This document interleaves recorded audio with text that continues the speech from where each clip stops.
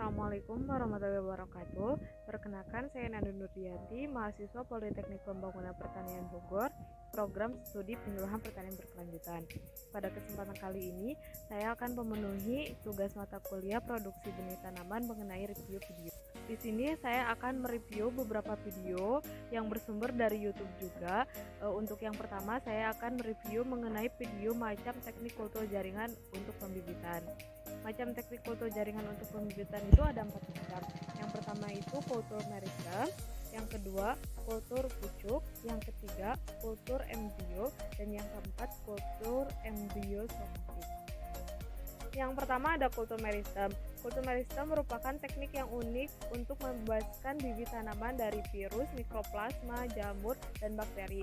Terdapat 5 langkah dalam melakukan kultur meristem. Yang pertama yaitu pemilihan eksplan, yang kedua sterilisasi eksplan, yang ketiga penanaman meristem, yang keempat perbanyakan secara in vitro, dan yang terakhir yaitu aklimatisasi.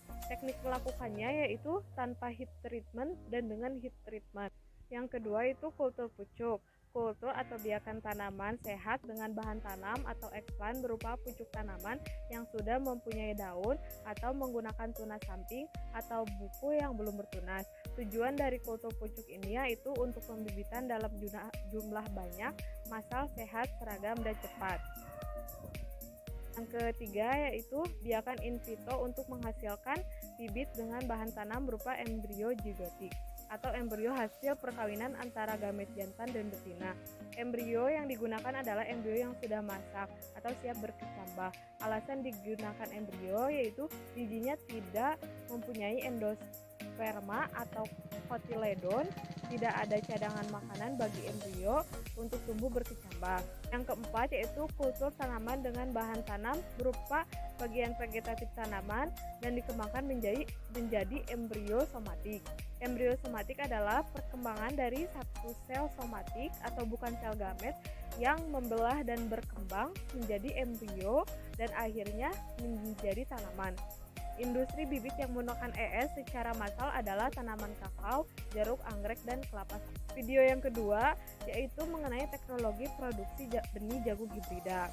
Jagung hibrida ini bisa diperoleh dari hasil kombinasi atau bisa juga disebut dengan hibridisasi. Dengan hibridisasi ini diharapkan bisa terbentuk suatu jenis tanaman yang mempunyai kromosom yang poliploidi. Jagung hibrida ini merupakan generasi pertama atau disebut juga dengan F1 dari persilangan antara dua galur. Produksi benih jagung hibrida ini dapat dilakukan dengan berbagai cara. Yang pertama, produksi hibrida persilangan tunggal jagung. Yang kedua, produksi hibrida persilangan ganda dan 3 jagung. Yang ketiga, produksi hibrida jagung menggunakan faktor pemulih sterilitas atau restorer. Yang keempat, silang puncak atau top cross produksi benih bertujuan untuk menghasilkan benih dengan mutu yang memenuhi syarat sertifikasi benih. Video yang ketiga itu mengenai produksi benih non hibrida. Pada topik pertama, kita akan membahas mengenai faktor yang perlu diperhatikan pada saat kegiatan produksi benih tanaman. Faktor-faktor yang perlu diperhatikan diantaranya adalah yang pertama sejarah lahan, yang kedua benih sumber, yang ketiga sifat tanaman, yang keempat keadaan tanaman, yang kelima teknik budidaya, yang keenam isolasi, yang ketujuh progging, yang kedelapan permohonan sertifikasi. Yang pertama kita bahas mengenai sejarah lahan. Apa sih fungsi kita mengetahui sejarah lahan? Yaitu untuk mengetahui sebelumnya lahan kita itu digunakan atau mungkin ditanami oleh komoditas apa, sehingga kegiatan produksi benih yang akan kita laksanakan itu dapat terhindar dari campuran varietas lainnya dan kemungkinan sumber hama atau penyakit. Selanjutnya itu mengenai sumber benih.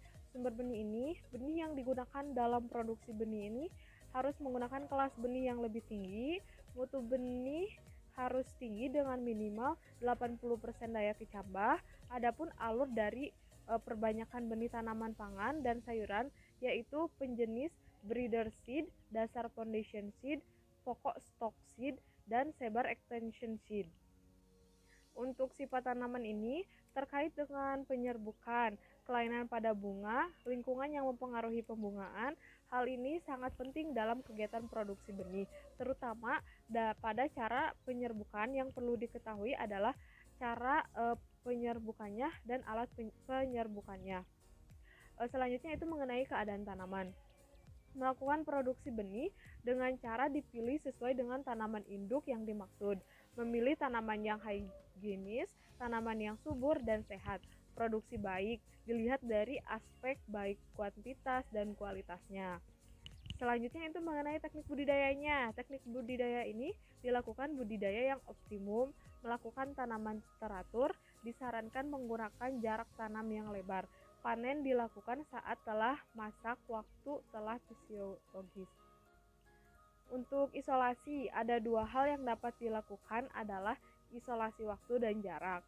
Isolasi waktu itu dilakukan untuk mencegah terjadinya waktu pembungaan yang sama antar tanaman produksi benih dan tanaman tetangga atau pangan dan sayuran 1 bulan. Isolasi jarak itu memisahkan tanaman produksi benih dengan tanaman tetangga. Jarak yang digunakan itu tergantung pada sistem penyerbukannya. Selanjutnya itu mengenai rogrowing, itu merupakan penghilangan atau pemusahan tanaman yang ke dalam volunteer atau tanaman yang tumbuh pada musim tanam sebelumnya. Varietas lain atau varietas yang tidak dimaksudkan off-type itu memiliki karakter yang menyimpang yang terjadi pada varietas yang belum matang dan stabil. Untuk video yang keempat yaitu produksi benih padi secara modern. Dalam kegiatan budidaya pertanian sampai saat ini, benih atau bibit merupakan salah satu faktor penentu keberhasilan terhadap produksi. Karena selain menjadi salah satu faktor penentu yang harus disiapkan sebagai bahan yang akan menghasilkan juga. Membuat persemaian merupakan langkah awal bertanam padi dalam mempersiapkan bibit yang siap tanam. Untuk media dalam pembibitan padi ini dengan sistem dapok merupakan hal yang penting untuk diperhatikan. Untuk media tanahnya kita menggunakan tanah dicampur dengan pupuk organik dengan perbandingan 4:1. Persemaian dengan sistem dapok ini merupakan tempat tumbuhnya bibit padi yang ditanam secara acak dengan cara ditabur pada media tumbuh untuk disemaikan. Untuk kebutuhan benih per dapoknya itu 90-100 gram dan untuk tebal medianya itu 2-3 cm. Umur bibit yang dapat ditanam itu berkisar 15-20 hari. Setelah semai, dengan tinggi bibit yang disarankan itu 15-20 cm. Untuk tempatnya disarankan berada di lokasi yang aman tanpa gangguan apapun. Untuk penyebaran benihnya itu bisa dengan menggunakan tangan ataupun ada mesin penabur benih. Untuk pemeliharaan pembibitannya itu 4 hari setelah semai dengan memperhatikan masa kecambahnya, ketinggian air di bawah teradapok, masa pertumbuhan daun, ketinggian air sampai dengan guludan. Mungkin sekian yang bisa saya sampaikan. Terima kasih untuk perhatiannya. Wassalamualaikum warahmatullahi wabarakatuh.